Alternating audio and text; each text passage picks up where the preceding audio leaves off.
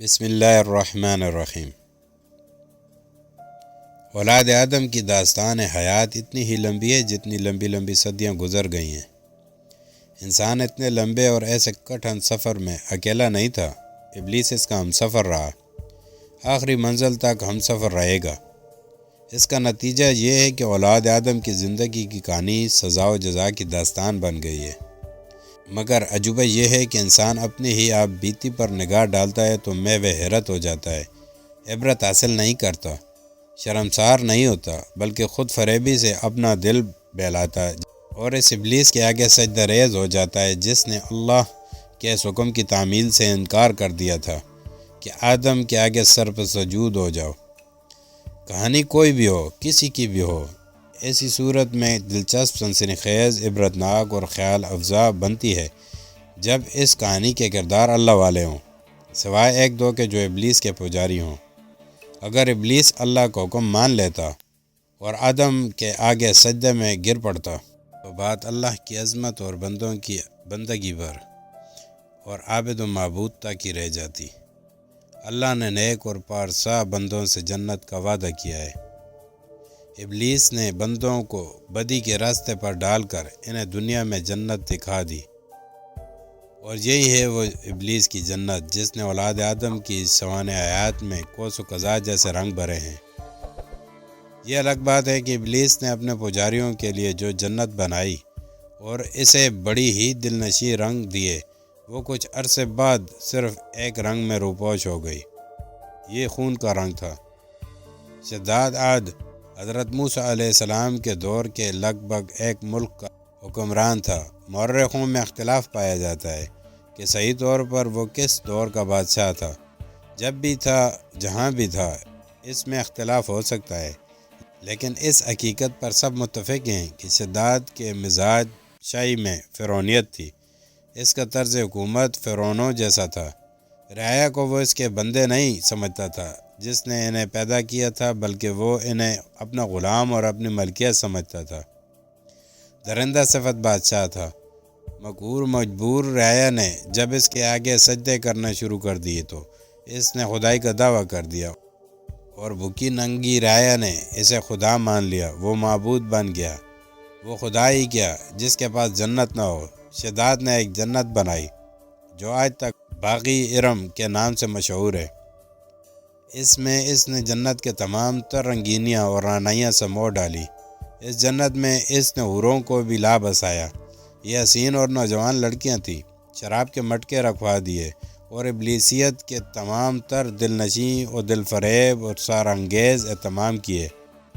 جنت مکمل ہو چکی تو شداد اپنی جنت دیکھنے کے لیے گیا، مگر جنت کے صدر دروازے میں قدم رکھا ہی تھا کہ گر گیا اور مر گیا۔ خدا کو اپنی جنت میں قدم رکھنا بھی نصیب نہ ہوا۔ روایت میں ہے کہ اللہ سبحانہ و تعالیٰ نے فرشتہ اجل سے پوچھا، کیا کبھی تجھے کسی جسم سے روح نکالتے وقت افسوس بھی ہوا ہے؟ ہاں اے پروردگار عالم میں فرشتہ اجل نے جواب دیا، 2 بار۔ ایک بار ایک جہاز سمندر میں ڈوب گیا تھا۔ مسافروں میں سے صرف ایک ماں بچ نکلی تھی جس کی گود میں 2-3 ماہ عمر کا بچہ تھا۔ وہ بچے کو بھی زندہ نکال لائی تھی۔ باری تعالیٰ تو نے حکم دیا، اس عورت کی روح نکال لاؤ۔ مجھے بہت دکھ ہوا کہ ماں زندہ نہ رہی تو بچے کا کیا بنے گا، لیکن خدائے بزرگ و برتر، موت و حیات تیرے اختیار میں ہے۔ میں نے تیرے حکم کی تعمیل کی۔ اور دوسری بار، اے پروردگار عالم فرشتہ اجل نے کہا، شداد ایک بادشاہ تھا، اس نے بڑی محنت سے جنت بنائی تھی، اس پر خزانے لٹا دیے تھے، اس کی تکمیل میں اس کی عمر کا ایک حصہ گزر گیا تھا۔ اس نے اپنی جنت کی تعمیر اس وقت شروع کی تھی جب وہ جوان تھا، تکمیل اس وقت ہوئی جب جوانی گزر گئی تھی۔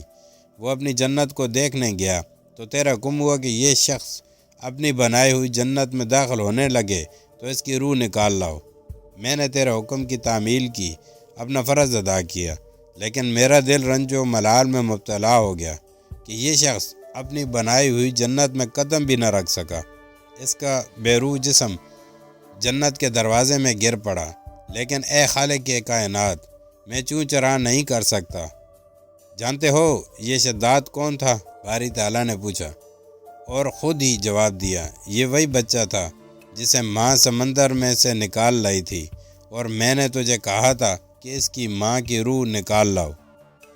یا حیو یا قیوم یا ممیت، فرشتہ اجل نے رکوع میں جا کر کہا، بے شک تو ہمیشہ زندہ رہنے والا، زندگی اور موت دینے والا ہے۔ پھر تاریخوں میں ایک اور جنت کا ذکر ملتا ہے جو شداد کے باغ ارم جیسی پرانی بات نہیں بلکہ کل کی بات لگتی ہے۔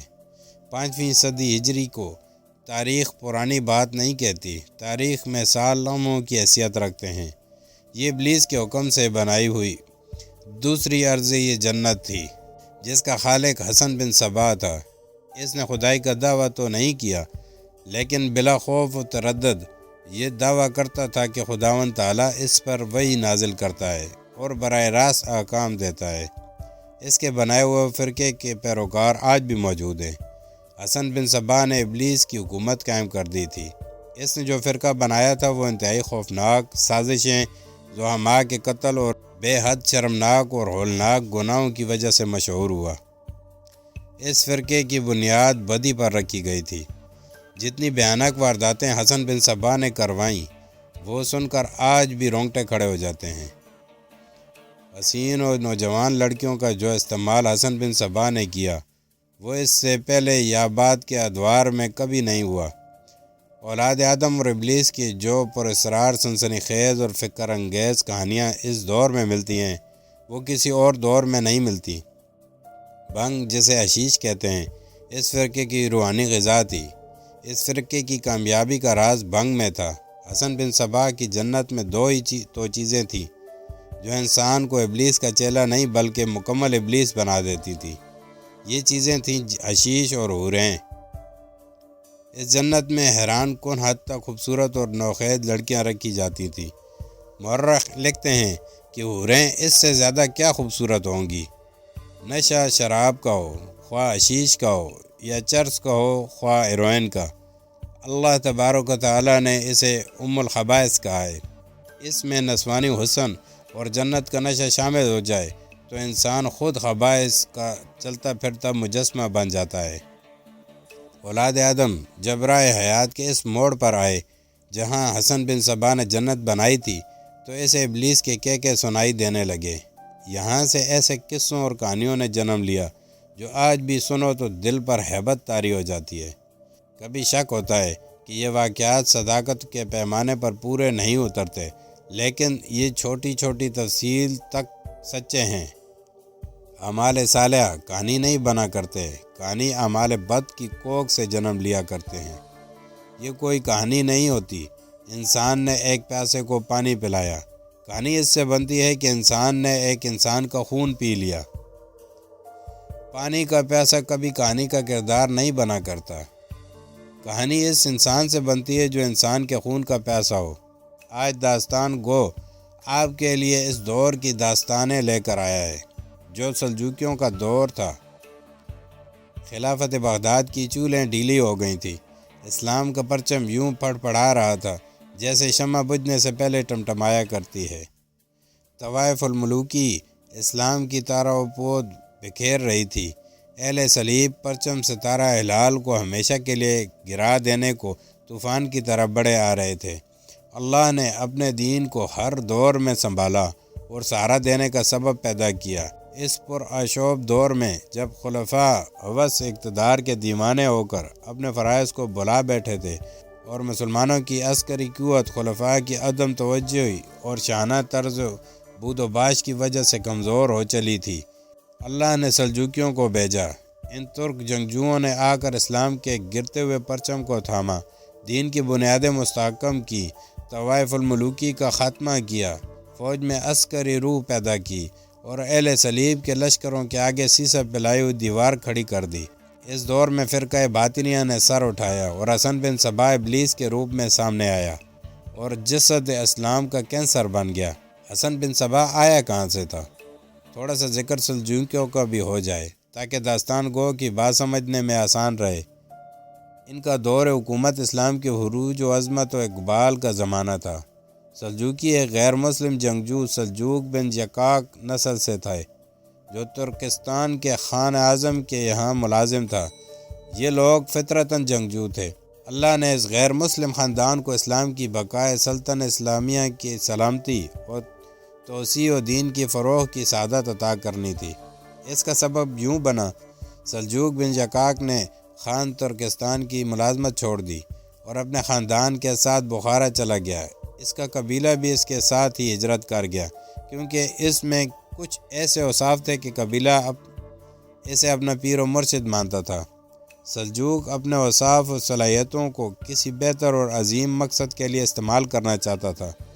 وہ یقیناً کسی ایسے عقیدے اور ایسے مذاہب کی تلاش میں تھا جو فطرت انسانی سے ہم آہنگ ہو۔ بخارا میں وہ اسلام سے متعارف ہوا تو اس نے بلا پس و پیش اسلام قبول کر لیا اور اپنے خاندان اور قبیلہ کو اسلام کی بنیادی تعلیمات سے روشناس کرا کے کہا کہ وہ سب مسلمان ہو جائیں۔ وہ تو حکم کے منتظر تھے، پورا قبیلہ مسلمان ہو گیا۔ یہ ایک معجزہ تھا، کن فیکون کا مظاہرہ تھا۔ آل سلجوق تو ترکستان میں وحشی جنگلی اور تہذیب و تمدن سے بے بہرا مشہور تھے، جنگجو ایسے کہ ان کی طرف کوئی آنکھ اٹھا کر نہیں دیکھتا تھا، لیکن اللہ نے ان سے اپنے دین کا تحفظ کرانا تھا۔ سلجوق صرف مسلمان ہی نہ ہوئے بلکہ اسلام کو سر بلند کرنے کی ذمہ داری بھی اپنے سر لے لی۔ یہ ایک اور داستان ہے کہ سلجوکیوں نے سلطنت اسلام کی عنان کس طرح اپنے ہاتھ میں لی۔ مختصر یہ کہ غیر مہذب اور آوارہ گرد ترک تہذیب اور شائستگی کے پیکر بن گئے۔ تعلیم سے بے بہرا سلجوکیوں نے اپنے عالموں اور فاضلوں کو دربار میں اکٹھا کر کے ان کی پذیرائی کی۔ ان کی خانہ بدوش ذہنیت مدنیت کے رنگ میں رنگی گئی۔ یہ ہمارا عقیدہ ہے کہ دین اسلام کا نور توحید اور رسالت کا محافظ اور ناصر خود اللہ تبارک و تعالی ہے۔ اس کی ذات باری نے جس طرح عرب کے بوریا نشینوں، صحرا نوردوں، گناہوں اور جاہلیت میں ڈوبے ہوئے بندوں کو رسالت اور اپنے دین سے نوازا تھا، اسی طرح پسماندہ ترکوں کو اعزاز بخشا کہ انہیں عسکری قوت اور کردار کی عظمت عطا کی، اور وہ دیکھتے ہی دیکھتے ایران، عراق، شام، الجزائر اور ایشیائے کوچک پر چھا گئے۔ ان کے سامنے جو بھی اسلام دشمن طاقت آئی، اسے کچل اور مسل کر ختم کر دیا۔ بنیادی تبدیلی تو یہ آئی کہ خلافت عباسیہ کے کردار کی کمزوریوں نے سلطنت میں جو طوائف الملوکی پیدا کر دی تھی، اس کا کلا کما ہو گیا۔ سلجوکیوں نے اس کا یہ طریقہ اختیار کیا کہ ایک بادشاہی قائم کر دی اور افغانستان سے بحر روم تک کا علاقہ ایک سلطنت بن گیا، اور یہ سلطنت اسلامیہ تھی۔ بادشاہت کا نظام حکومت اسلامی کے منافی ہے، لیکن سلجوکیوں نے سلطنت کو ایک مرکز کے تحت لانے کے لیے بادشاہت کا نظام اپنایا تھا۔ اس کے نتیجے میں یہ فائدہ ہوا کہ سلطنت میں جو انتشار اور عدم اتحاد پیدا ہو گیا تھا، وہ یکجہتی اور قومی اتحاد میں بدل گیا۔ پھر ان سلجوکیوں نے یورپ کے اہل صلیب کی یلغار کو یوں کہر و غضب سے روکا کہ انہیں بار بار حملہ کرنے کے قابل نہ چھوڑا۔ سلجوق بن یقاق کی حکومت اس کے پوتوں طغرل بیگ سلجوقی اور چغرہ بیگ سلجوقی تک پہنچی۔ بادشاہوں کے خاندانوں میں یہ روایت لازمی طور پر چلتی رہی کہ سگے بھائی تخت نشین پر ایک دوسرے کے خون کے پیاسے ہو جاتے تھے۔ اگر کوئی بہن ہوتی تو وہ الگ سازشیں کرتی تھی۔ محلاتی سازشیں شاہی خاندانوں میں لازمی سمجھی جاتی تھیں، لیکن سلاطین آل سلجوق آپس میں عناد رکھنے کو گناہ سمجھتے تھے۔ طغرل بیگ اور چغرہ بیگ سگے بھائی تھے۔ تاریخ بتاتی ہے کہ ان کا آپس میں پیار تھا کہ تخت کا وارث بڑا بھائی تھا، لیکن بڑے نے چھوٹے بھائی کو اقتدار میں اپنے ساتھ رکھا، دو دارالسلطنت بنا دیے۔ چغرہ بیگ کے لیے ترکستان کامرو اور خراسان کا شہر نشاپور جو طغرل بیگ کا دارالسلطنت تھا، اس طرح بھائیوں میں پیار اور اتحاد بھی قائم رہا، اور سلطنت چونکہ وسیع تھی اس لیے دو دارالسلطنت بننے سے انتظام پہلے سے بہتر ہو گیا۔ آل سلجوق نے خلیفہ کو نہ چھوڑا اور اسے کچھ علاقے دے کر اس کی حیثیت برقرار رکھی تھی۔